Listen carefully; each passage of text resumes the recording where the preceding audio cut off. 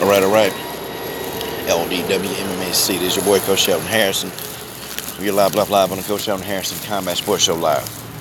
Damn, I heard him get to work. But, okay, folks, so Scott Coker has been receiving a lot of backlash, okay, for the payouts. I think it was at USC 228, okay? He been catching a lot of heat, man, and people been on his helmet about, some fighters making like $2,000 and one guy made $1,200. I think he made what? I want to say it was 600 to show and 600 to win, like something like ridiculous like that. So Scott Coker, he explained, why those salaries were so low, and I said, "Ooh, I got to hear this. I got to hear this." And what he said was that these guys that are making those low salaries on a low tier, he said most of these people, they're not even on TV, and he said that they are from another organization. And I'm like, okay, so how does this work, How does that work? Hold on, guys, drop my money. And so I'm thinking, so how does this work? So they get to a city, and Scott Coker, they link up with another promoter of another little small tier organization, and those fighters are allowed to fight on Scott's show, okay? And Scott said it's more or less like an audition because they are auditioning for a job at Bellator. That's what they're doing. So they go on there, they fight, and if they do well, then Scott Coker will bring them in, okay? If they don't do so well, then, well, nobody loses. It's a clean, getaway for everybody, and that's just what it is. So Scott explained it. I'm like, it makes sense because you got to look at it. It cuts out any reality TV shows that Bellator would want to do. Like, they don't have to do a contender series, They don't have to go looking for a fight. They don't have to do any of that. If they just want to bring in new talent, they can just audition them right there on their card. So, yeah, and then he said a lot of those fighters, they're not even on TV. So he tried to explain it, but one of those fighters was on TV. So, and that guy made $2,000. So I'm like, God, dog. And so he was catching heat for that. Now, I've had some questions about Bellator. Okay, I've had some questions about their pay scale, their pay structure. And, sometimes I sit and I'm like, man, the Bellator fighters, they got Viacom behind them. If you're not a top 5 fighter at Bellator, then your income isn't strong 6 figures, okay, if you're not top 5. Just out of the top 5, you're in the top 10, you probably can make, about 50, no less than 50 grand a fight, because I looked at their pay structure and how Bellator, tends to do it, their pattern. And if you're in the top 10, you can make 50 grand and up, out of the top 5, I really ain't seen nobody making, strong 6 figures, any 6 figures of anything. In the top 10, I've seen paydays of 50,000, okay, and up. But most of the time, it's about 50 grand. And out of the top 10, man, I'm seeing, people making like 5,000, 10,000, and so it's like, man. So it don't really, Bellator, compared to the UFC to me, statistically, they pay more, okay?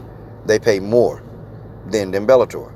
And even the lowest tier person at the UFC can make about $12,000. I'm talking about low tier. Like Angela Magana, when she was in the UFC, they paid her $12,000 or $12,500. Like, and she's like very, very low tier, and she's just like below average fighter. So yeah, it is what it is. That's the Bellator. That's what they do. If you're in the top 5 at Bellator, your salaries are definitely comparable to the UFC.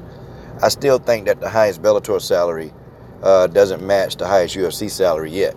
And it's kind of, I don't know, I shake my head a little bit because I'm like, Viacom is a multi-billion-dollar company. Scott Coker got the resources. They paid Cyborg. They paid Cyborg the biggest women's MMA contract in the history of women's MMA. So, I start thinking, so what's going on? They got all this money. Viacom is fully vested in MMA. Okay, Viacom is vested in mixed martial arts. They want to do it. They're riding with Scott Coker.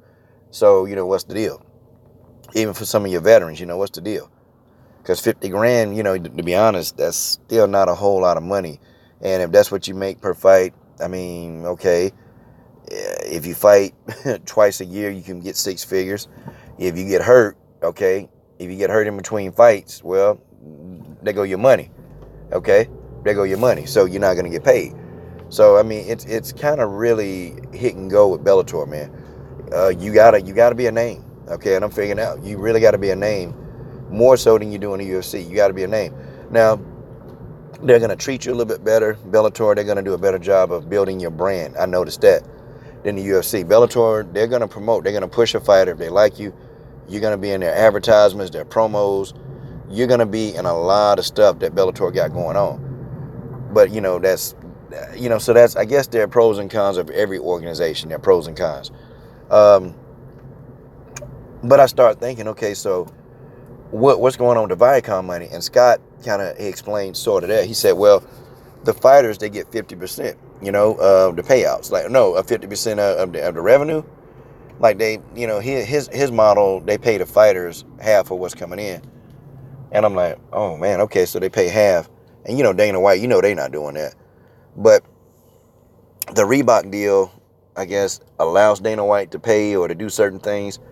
I don't know. See, Viacom, they need to come up with some kind of structure, man, where the fighters, at least your veterans, can make a little bit more money, man. Because it's crazy. You go there, you fight, and, some of the Bellator fights, they're good. They're very good fights.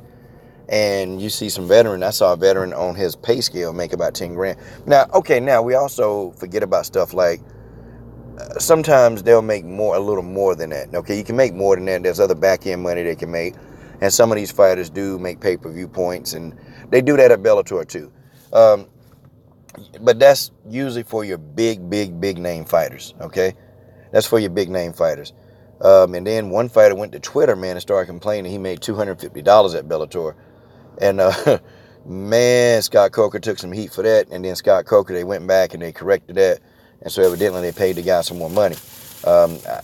Man, if Scott Coker, if he wants to really get this thing off and kicking, man, if he want to do it and if he don't want to go down that same route as Strikeforce, one thing is you got to somewhat keep the fighters happy, okay? You're not going to make everybody happy, okay? It's just not going to happen. But to an extent, you've got to keep the fighters happy. You got to keep them happy because if you start getting that reputation, man, is that you're going to go in there and you're going to, do all this fighting and work, and then you ain't going to get no fruits of your labor. It's going to give you a bad name, and fighters, they're not going to want to come in and avoid it. And Scott, he can't make some of those same mistakes. One thing that Dana White do, though, that I do like is that he pretty much, man, he always does what he thinks is best for business.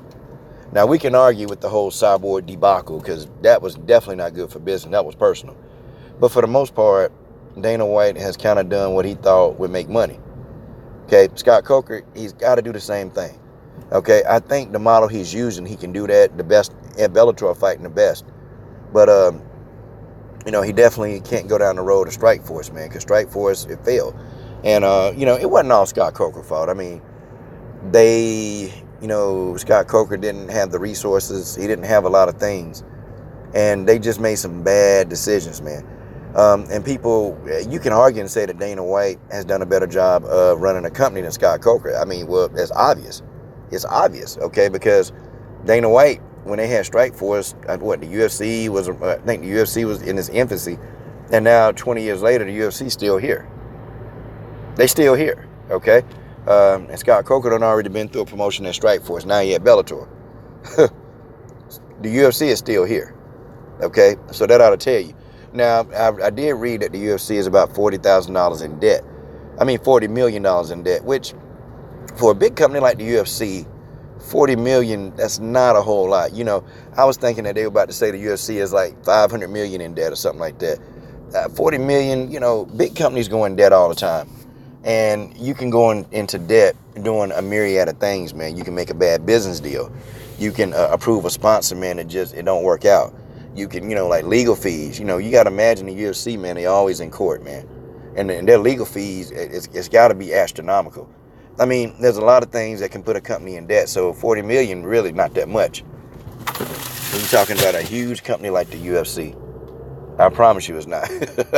But anyway, man, what do you guys think about Scott Coker and this whole payday and, the whole payouts? And, I think, Scott, they're going to have to be able to actively compete with the UFC. They're going to have to actively be able to do that. If they can't, then they're going to always be second best. And that is just the way that is.